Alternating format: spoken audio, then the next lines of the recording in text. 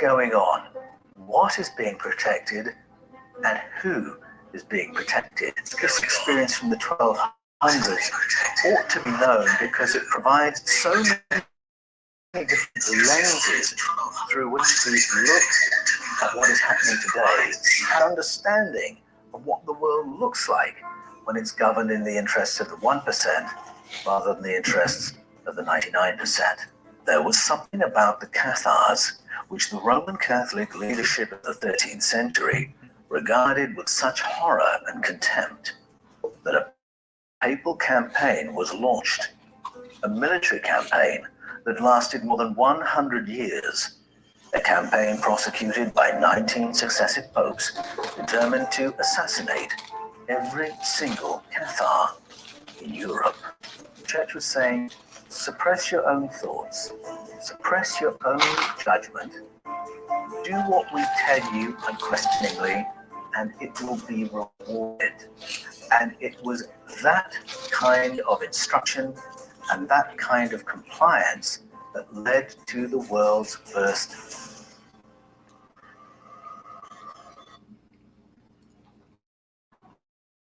So you're looking for an opportunity in real estate. You want to make money. You don't want to be an agent. You don't want to be a wholesaler necessarily, but you think that there's no opportunity. Well, guys, there's 7,500 of these opportunities that pop up every single.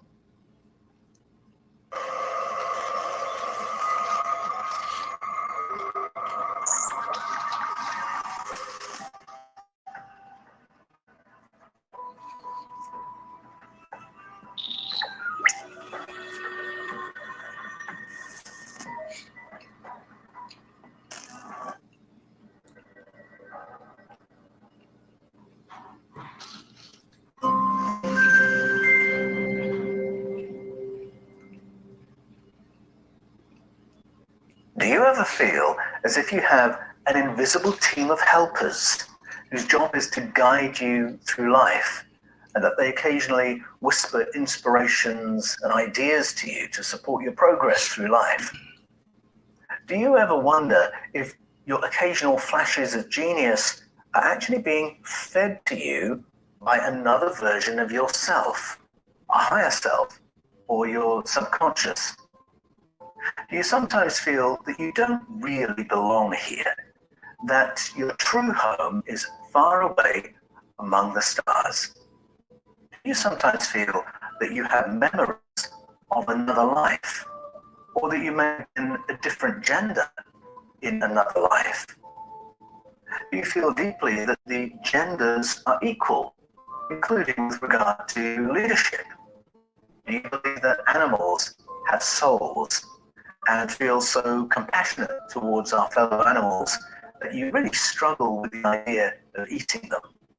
Do you feel that you are sharper, more alert, more creative, better able to think clearly when you fast or eat more lightly? On a more theological note, do you, like me, believe that the God figure in the Old Testament is really a very dark and anti-human? I may be disturbed by the cross has been used through the ages as a symbol of empire, colonization, enslavement, and all kinds. But the spirituality or life of prayer can be expressed without the need to be sucked into religion or Christianity. If you think some or all of those things, then right now in the flow of Cathar thought. To some, these ideas may seem rather obvious. To others, these kinds of ideas are an assault and a threat to orthodox religious belief.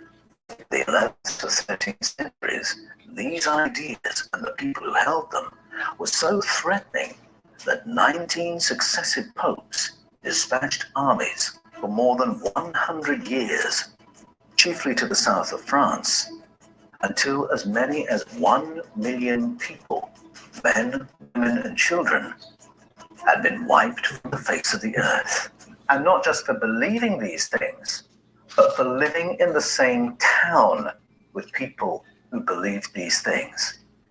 The Cathars represented a spiritual tradition which flowered in the 11th to 13th centuries in Italy and in the Languedoc in the south of France. Their beliefs and their way of life differed from those of medieval Catholicism in a Europe rife with crime and violence. Cathar communities became renowned for their peaceful, productive, and egalitarian life. In fact, Cathar communities were so functional and healthy that their neighbors referred to them as the Cathars, which means the pure ones or the good people. But there was something about the Cathars which the Roman Catholic leadership of the 13th century regarded with such horror and contempt that a papal campaign was launched, a military campaign that lasted more than 100 years, a campaign prosecuted by 19 successive popes determined to assassinate every single Cathar in Europe. The campaign arrived at the town of Béziers. The military forces had a problem. Now, Béziers was a town of around 20,000 people, among whom about 200 were Cathars. And so this threw up the obvious question: how do we tell which are the Cathars and which are the regular of this assault? Monk. Not the sort of person you'd expect to be leading an army, but indeed he was, and his name was Arnaud Almanic. When his officer approached him to say, how do we know who to kill? His answer went down in history: kill them all. God will recognize his own. To give you some idea of the sense of urgency in this 100-year campaign and the brutality that church forces brought to the impact of the slaughter of the Cathars was so great that by the end of the 1200s, it's estimated that between 500,000 and 1 million French people had been killed. And to give you a scale, it reduced the world's population by 0.26%. That's more than 4 times the impact of the Second World War, to put it in proportion. And this wasn't the policy of one bad apple who happened to become pope. This was 19 successive popes prosecuting the same policy for more than a century in order to rid the world of Cathar people and Cathar thought. Many historian as the world's first genocide, and it was all the invention of the church in Rome. And yet, when I was training for the ministry 4 decades ago, this is how I learned about Catharism. Now, these are the kinds of books that priests and pastors use when they are learning about the institution into which they're being ordained. And so I picked up this one, The Penguin History of the Church, Western Society and the Church in the Middle Ages. This little section here, down here, and on the top of this page, that is how this book summarizes the Cathar course. It says, in this extensive sense, the medieval church was a state. It had all the apparatus of a state: law and law courts, taxes and tax collectors, a great administrative machine, power of life and death over the citizens of Christendom and their enemies within and without. But we must remember, those who bore authority in the church were agents with very limited powers of initiative. They were not free agents. Doubtless they were responsible for some terrible acts of violence and cruelty, among which the Albigensian Crusade holds a position of peculiar horror. And those last 7 words with regard to the Albigensian Crusade are the only reference in this thick book to the obliteration of the Cathars. Let's try another history book. This is the Concise Dictionary of Christian Tradition, published by Marshall Pickering. Again, quite a thick book. And right here, that little paragraph is all it has to say about this 100 years episode. The Cathars, it says, a heretical Christian sect. Now, we all know history is written by the winners, so as soon as I read a heretical Christian sect, that's a red flag for me. Heretical Christian sect. While the name had been held by some earlier groups, it is generally associated in Western Europe with a movement known in France by 1017 that seems to have links with the Bogomils of 10th century Bulgaria. They repudiated matter as evil, rejected sex and procreation, repudiated the incarnation and the resurrection. The sect did not survive the 14th century Inquisition. First, have you heard of turtle traders? They were a group of 14 novice traders who were trained by Wall Street legend Richard Dennis. According to a turtle trader, two classes of turtles earned more than $175 million. But that was nearly 4 decades ago.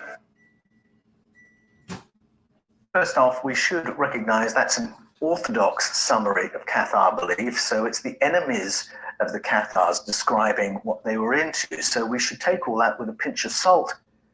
But that phrase at the end, did not survive the Inquisition, that's how this book, again, thick, serious history book, summarizes 100 years of assault by the church's militia to eradicate an entire people group from the face of the earth.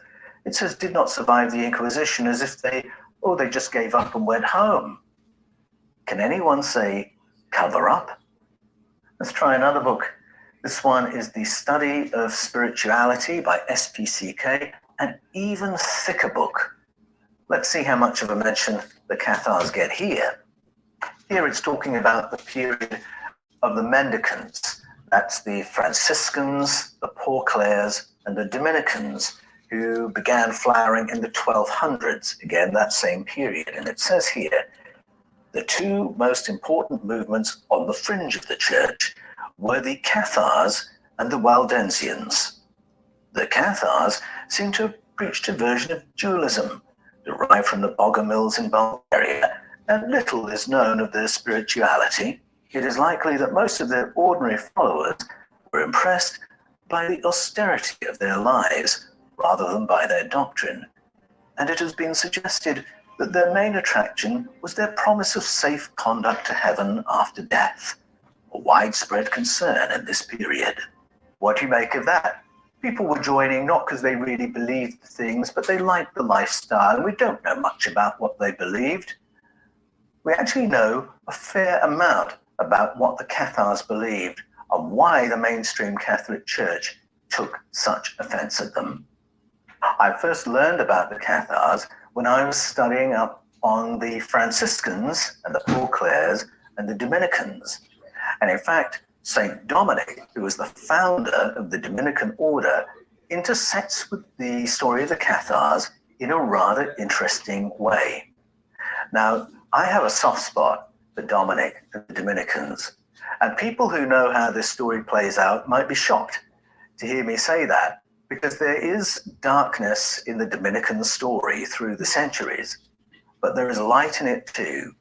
And the light is there, this golden thread, really because of the character and the values of the person who founded the order.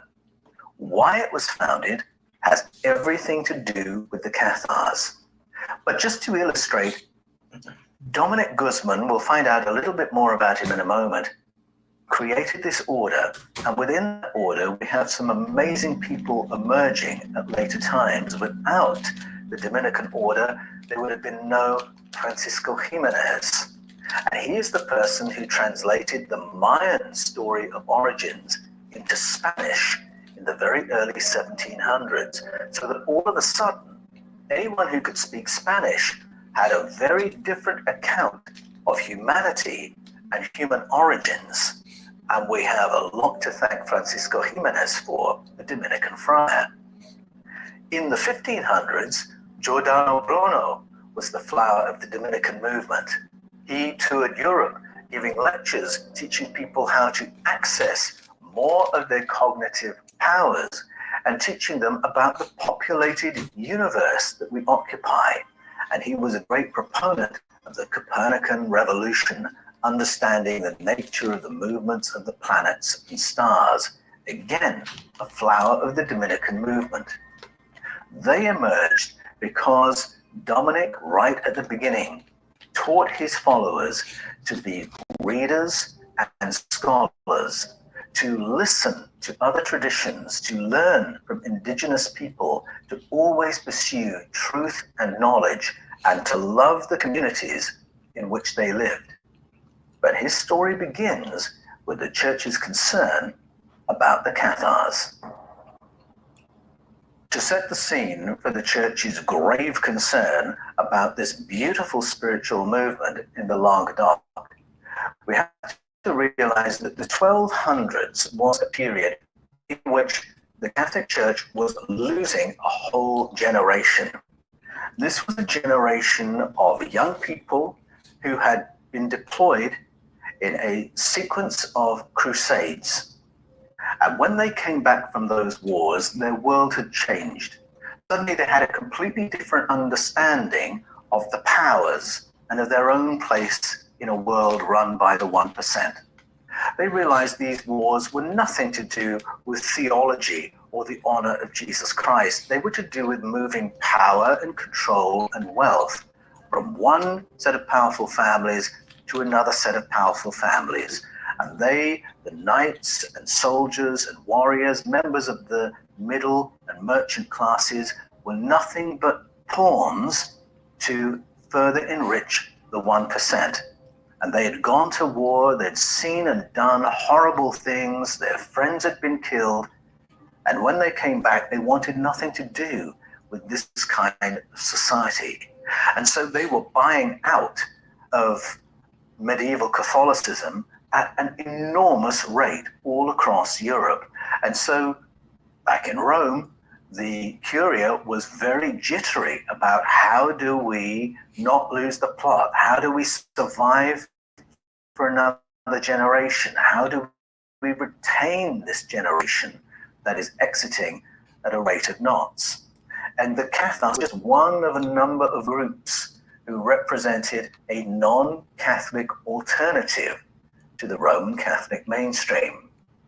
Now, many of the young people, particularly of the merchant class, who were exiting medieval Catholicism, were joining new movements, and the Franciscan movement in particular. And they gathered together, they lived in poverty, they lived subsistence lives, they lived lives of simplicity where they did not use money and were not frightened of threats of hell by the institution of the church, where they didn't need priests to teach them what was what or to provide them with the sacraments.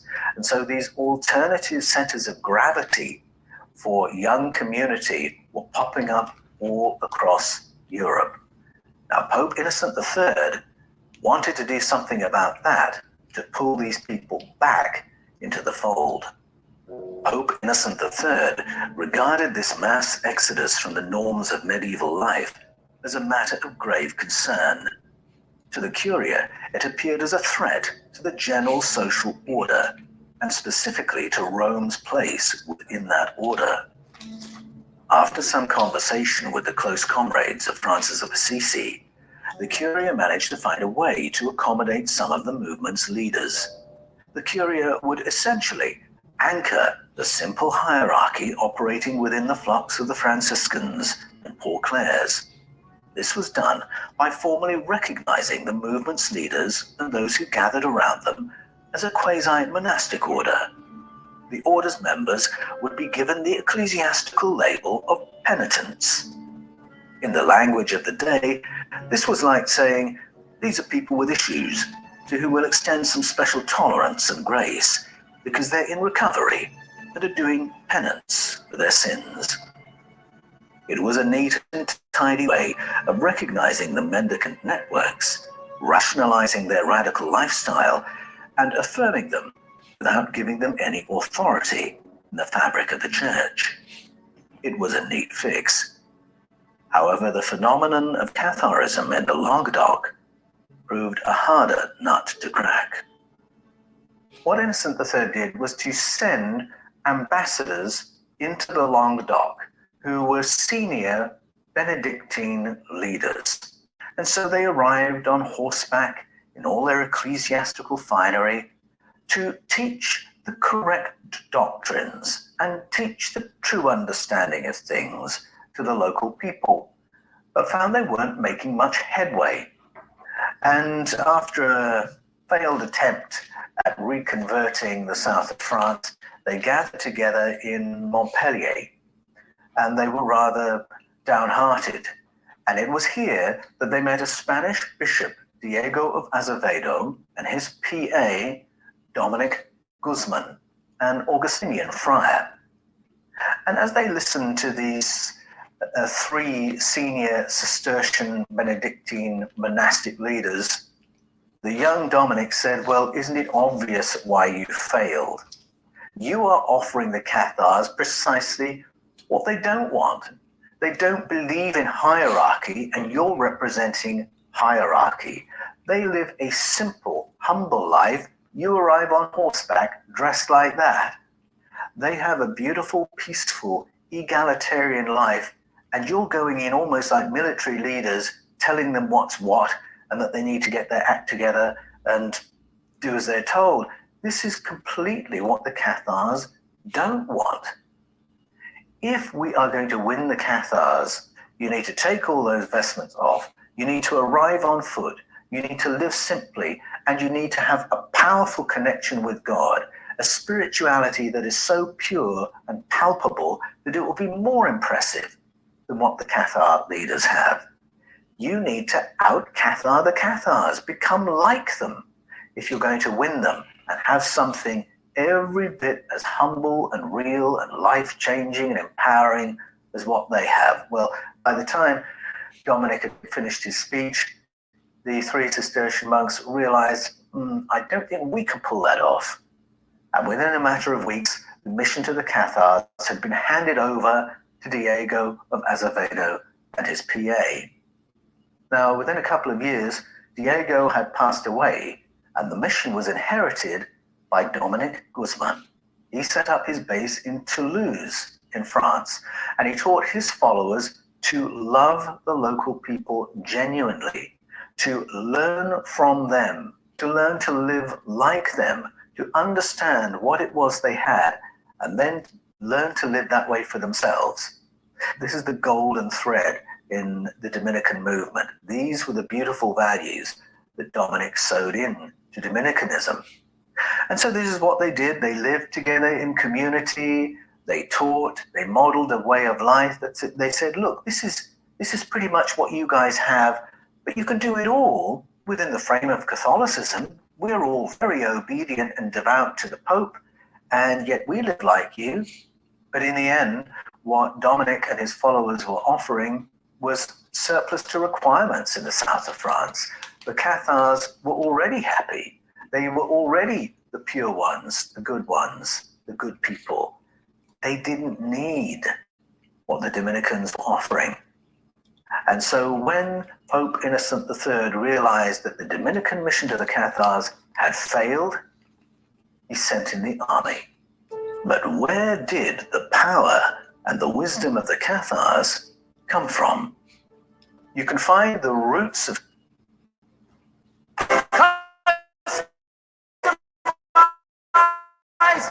and save with Liberty Mutual. And then there we go. Is Lima with you in all your dreams? Oh, yeah. Only pay for what you need. Liberty, liberty, liberty. You can find the roots of Catharism in the teachings of Plato. Now, Plato taught that we are primarily beings of consciousness, and that we pre-exist this material life as aspects of the consciousness of the cosmos. We then individuate and become material beings, forgetting what we knew before, because as aspects of the consciousness of the cosmos, it means there was a time when we knew everything, but we come into this material life and we forget all that. And this life becomes a process of learning. And everything we learn is really a remembering of what we knew before. when we were aspects of the source.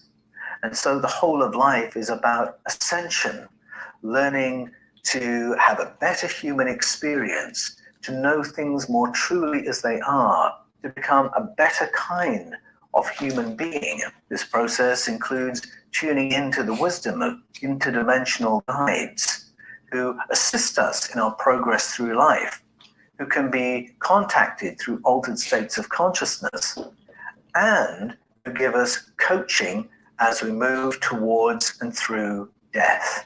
They're the ones who do our life review with us, who when we pass away, come around us and say, "So how do you feel that went?" and give us guidance for what's to come next.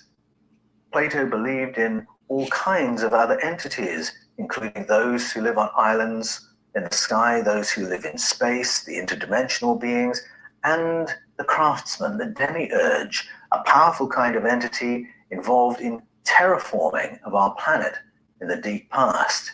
It was a very interesting worldview that Plato taught, and many of the early church fathers lived and breathed that worldview, and they read the Bible in the light of that worldview.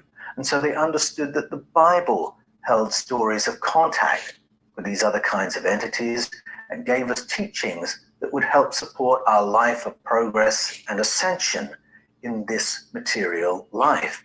Now, this is very much the worldview of the Cathars, and it is as if all those ideas of Plato ultimately flowered in the practice of the Cathars in the 1200s. In Plato's Timaeus and Critias, he writes this: "We should think of the most authoritative part of our soul as if it were a guardian spirit, given to each one of us by God, living in the summit of the body, which can properly be said to lift us from the earth towards our true home in heaven, as if we were a heavenly and not an earthbound plant." It is as if the Cathars took that understanding and turned it into a whole way of life. Plato's idea that we're originally beings of consciousness and then we come into this material life and forget everything we knew before, and now we learn and it's an act of remembering, they turned that into a lifestyle and a set of practices. They believed that our cosmic self, our light body, the highest version of ourselves, still exists, feeding information to our material selves on planet Earth, and that our flashes of genius are really coming from our light body, our higher self, that when we progress from one state of being to a better state of being, it's because we are becoming more like our light body.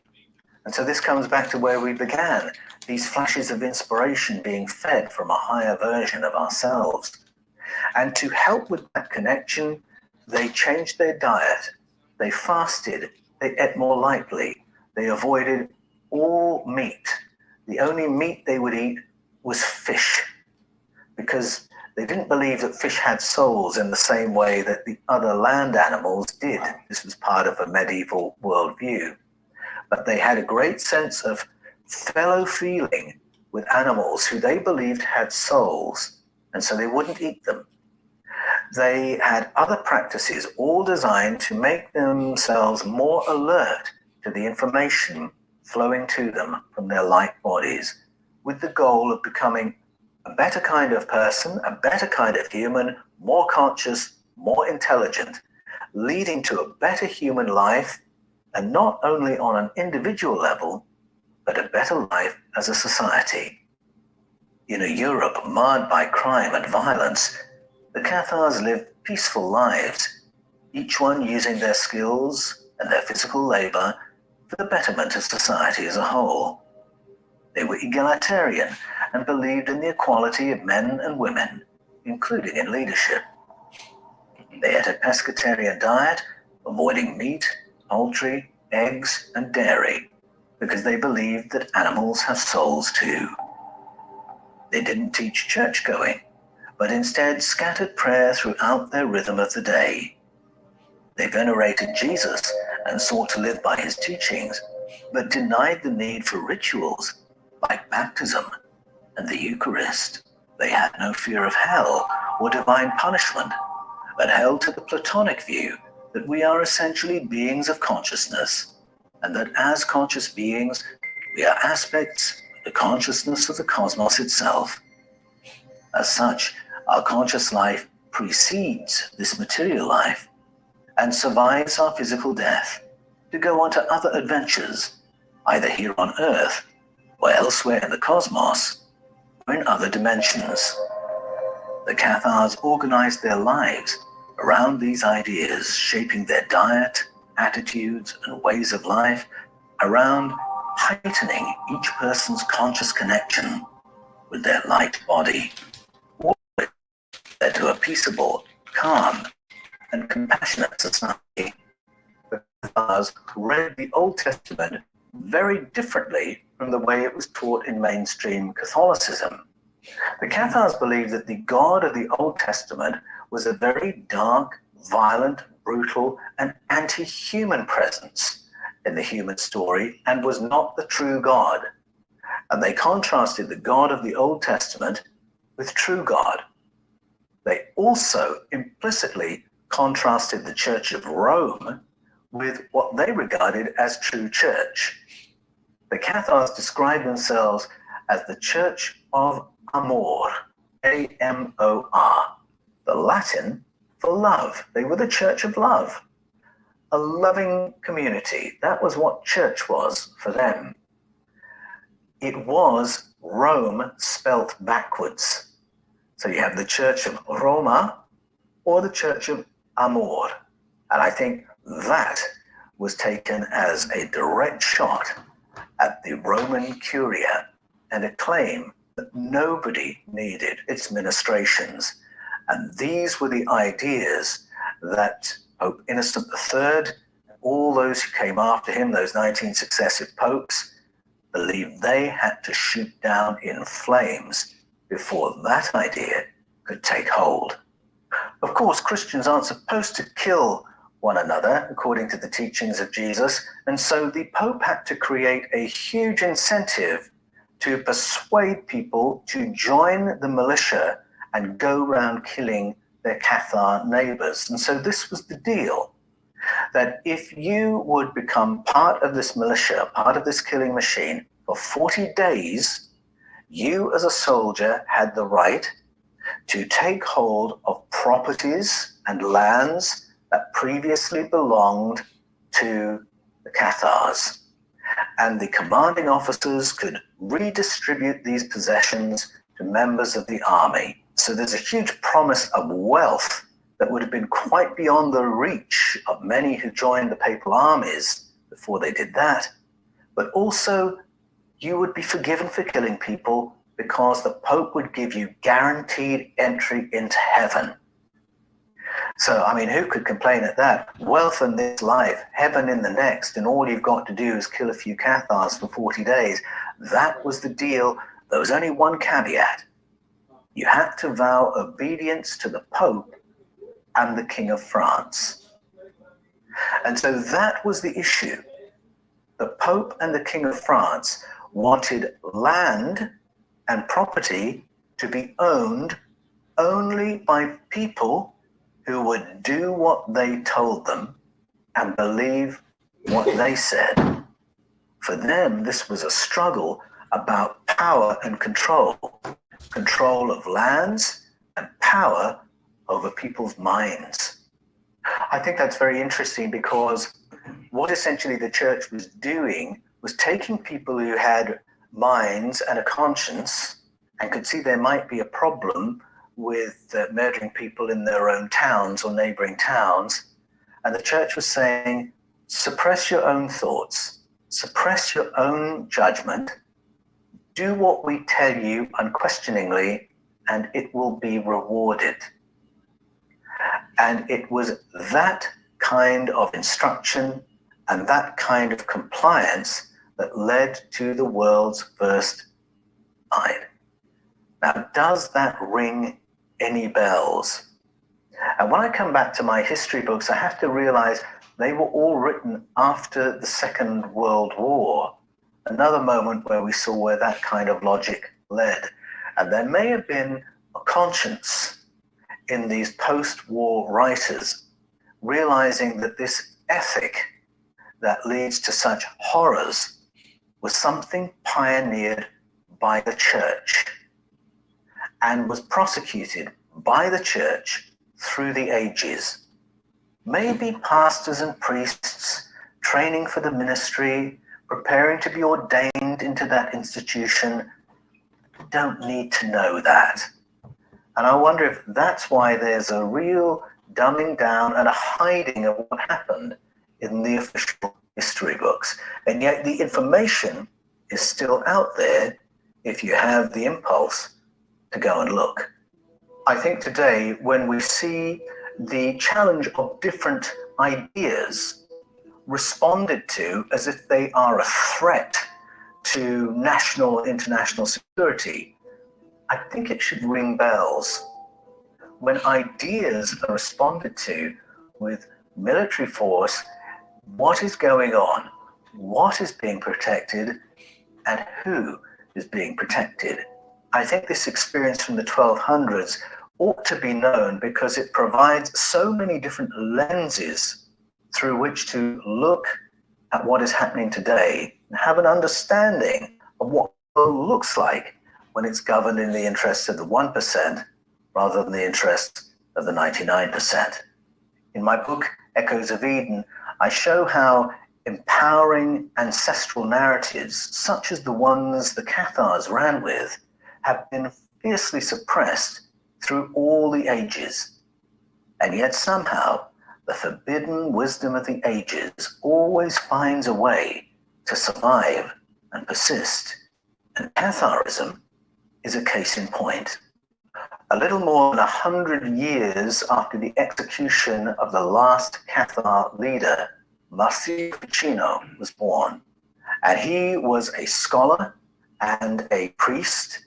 And like Dominic Guzman, Francisco Jimenez, Giordano Bruno, he was a linguist as well as a theologian and became what we can call a Renaissance man, a scholar across all kinds of subjects. And using his linguistic skills, he went to Plato and the Corpus Hermeticum, and he translated them into Latin. Now, those texts that were so important to the Cathars had been lost for a long time. They weren't part of mainstream scholarship or public conversation. People didn't really know about them. Marsilio Ficino, by translating them into Latin, suddenly brings these ideas, these other ideas about human potential and our place in the cosmos, to a readership that was ballooning across Europe. This is a period after the invention of the printing press. So all of a sudden, there are readers around the world who can get hold of copies of Plato, copies of the Corpus Hermeticum. And so the ideas that had flourished and flowered as Catharism were suddenly in circulation again. So although Catharism as a working society didn't survive the Inquisition, to use that neat little phrase, their ideas did. So much so that many of their ideas have survived to the present. So if you're not afraid of hell and regard that as a made-up idea, if you regard the God of the Old Testament as a distortion or an entirely different figure altogether, nothing to do with the source of the cosmos, if you appreciate the figure of Jesus but don't agree with the need to go to church or perform religious rituals, if you believe women are equal to men, including as leaders, if you see prayer as nurturing a connection with the divine in nature and in your day-to-day life, if you want to tune in to the insights and moments of guidance that seem to flow to you from a higher version of yourself, you're in the flow of Cathar thought. You're participating in ideas that Marsilio Ficino brought back into mainstream conversation. When I pick up a book and it tells me Catharism, a heretical Christian sect, it's a red flag that tells me to look again. And I think when we look again, we might not agree with everything they believed or want to replicate all their practices, but we will recognize that these were people who transformed their lives through taking hold of beliefs that were not mainstream, that were extracurricular, and yet were rooted in ancient ancestral wisdom. This was information that had the power to change their lives individually and as a society. And I find it tremendously exciting that we have access to those ideas today.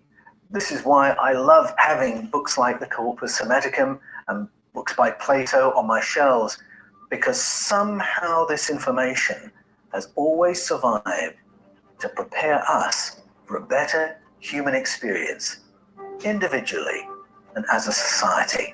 As more and more people get excited again about works like the works of Plato, the Corpus Hermeticum, it makes me wonder about the present day. Could it be that, like the Cathars of 1,000 years ago, we today are beginning to remember who we really are?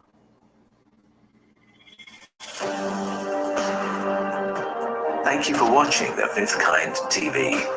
Remember to subscribe and click on the bell for notifications so that you never miss when we upload new content.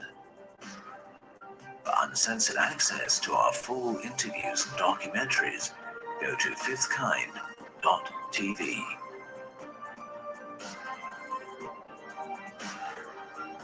For more videos concerning paleocontact and the wisdom of the world's ancestral narratives, go to the Paul Wallis channel, subscribe, click on the bell for notifications. Thank you.